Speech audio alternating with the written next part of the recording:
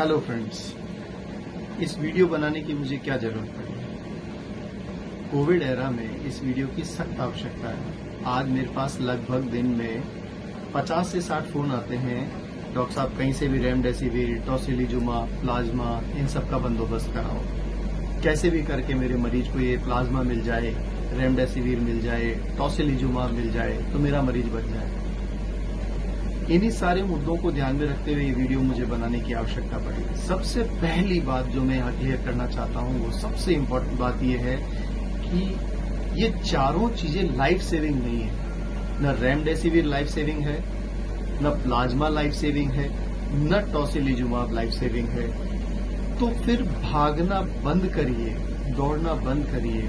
जब भी आप अपने मरीज के लिए पैनिक होकर के भागना शुरू करते हैं, उससे मरीज का मनोबल और आपका मनोबल, दोनों का मनोबल गिरता है। क्या है रेमडेसिविर? साधारण लैंग्वेज में बात करें तो रेमडेसिविर एक एंटीवायरल ड्रग है। और इस एंटीवायरल ड्रग का क्या यूटिलाइजेशन है? इस एंटीवायरल ड्रग का यूटिलाइजेशन सिर्फ इतना है कि अगर मरीज के इंक्यूबेशन पीरियड में, जब वो किसी के संपर्क में आया है, से लगाकर पहले 7 से 10 दिन के भीतर अगर उसको रेमडेसिविर दी जाए तो उसको फायदा मिलता है। अदरवाइज इस दवा का कोई यूटिलिटी नहीं है।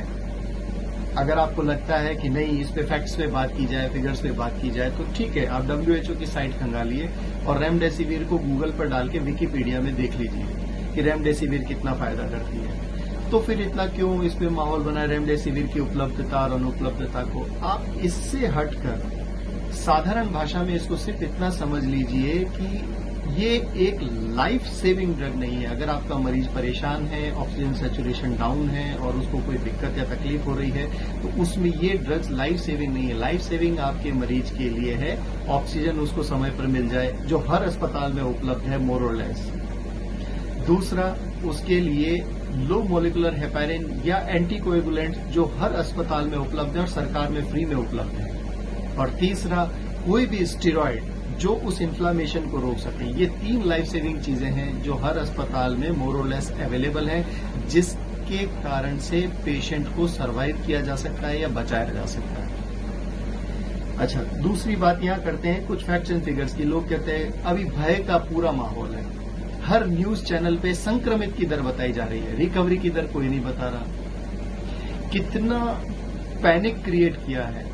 और मेडिकल साइंस में एक डिजीज होती है जिसका नाम है पैनिक सिंड्रोम। जब अब पेशेंट पैनिक में होता है तो उसको डिस्निया होना शुरू होता है, सांस फूलने लगती है। अच्छा, इस बात को ऐसे समझते हैं, आप जब कभी जीवन में भयग्रस्त हुए हैं तो आपकी सांस की गति कैसे रही है? आपके सांस की गति तेज चलना शुरू हो जाएगी। जब भी आप डरेंगे, आपको भय होगा, अज्ञात भय होगा, आपकी सांस की गति तेज चलने लगेगी। लोगों ने उसको कोरोना के संक्रमण से जोड़ दिया।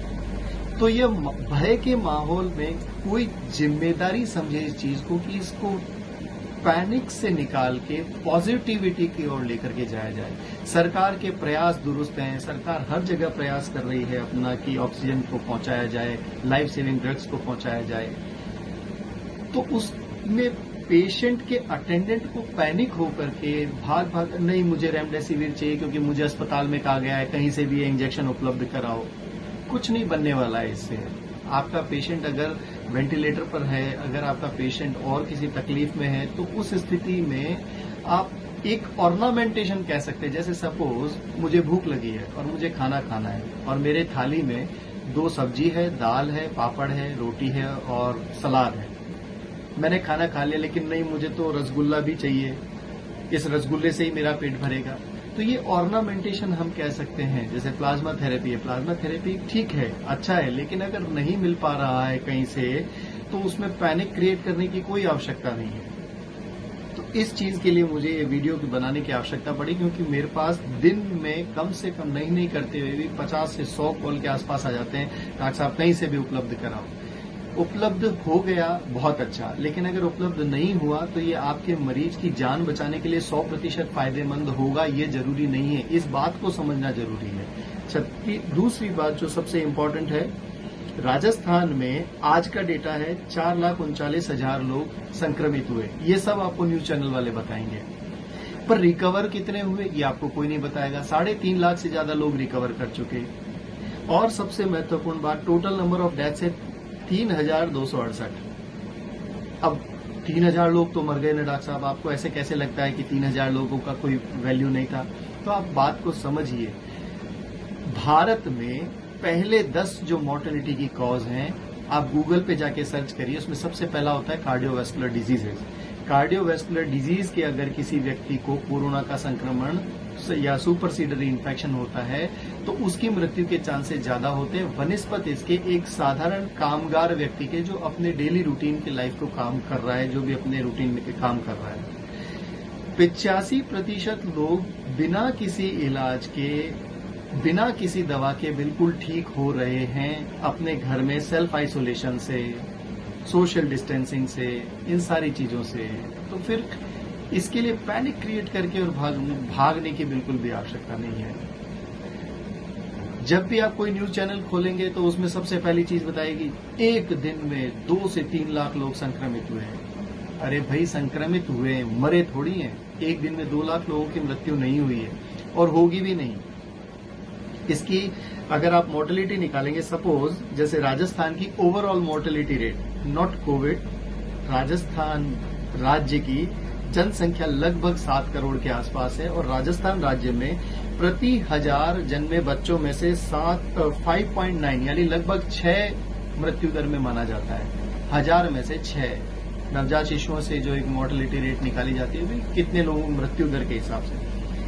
अच्छा, यहां पर अगर आप कोविड की मृत्यु दर निकालें या मृत्यु दर नहीं निकालें तो आप ये देखें कि संक्रमितों में से कितने मरे। 2 बातें हैं, संक्रमित में से मरना और दूसरा होता है केस फैटेलिटी रेट, यानी नंबर ऑफ केसेस में से कितने लोगों की डेथ हो गई है। जब वो लेस देन 1% है, 1% से भी कम लोग हैं जो संक्रमित होने के बाद मरते हैं, तो आपको क्या अपने आप पर भरोसा नहीं है क्या?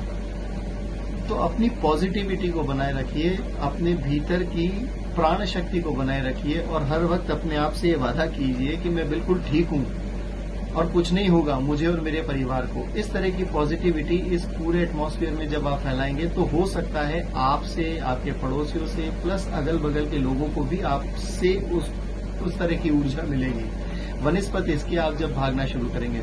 मेरी सहानुभूति उन सभी लोगों के साथ है जिनके परिवारजन या जो लोग कोविड से संक्रमित हैं, उन सबके लिए मेरा ये मूल मंत्र है कि वो अपने आप से ये कहते रहें या दोहराते रहें, मैं बिल्कुल ठीक हूं। एंड मार्क माई वर्ड्स, आप चाहें तो लिख सकते हैं, वो बिल्कुल ठीक हो जाएंगे, ऐसा मेरा मानना है। तो ये वीडियो बनाने का सिर्फ इतना सा पर्पज था और फिर और कई वीडियोज के साथ आपसे फिर मिलेंगे। नमस्कार।